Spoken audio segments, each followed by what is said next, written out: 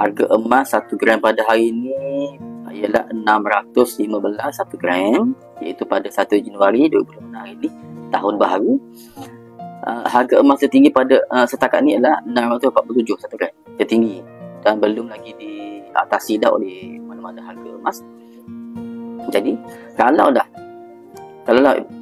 esok naik kepada 648, maknanya dia tinggi lah. Setakat ni tertinggi ya. Okey. Public gold pula, ni rumusan lah. Okey.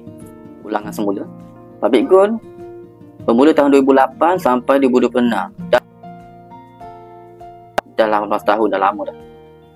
Jadi memang selepas kita bincang tadi, sebenarnya terbukti bahawa public gold ni bukan skim cepat kaya, sebab skim cepat kaya ni berdasarkan dalam buku wang emas mentor kewangan kita ni. Jadi kalau tuan-puan daftar sebagai penyimpan emas public gold, Tuan Zul ni juga adalah mentor tuan-puan lah, mentor kita semua yang nak menyimpan emas.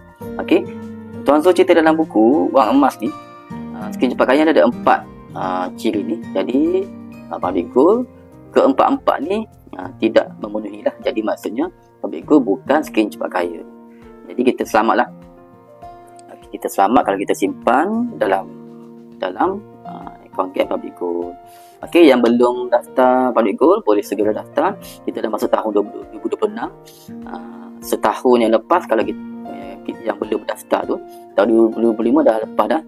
Kita dah rugi situ. Jangan kita biarkan lagi pula setahun 2026 ni berlalu pula tanpa kita mula lah.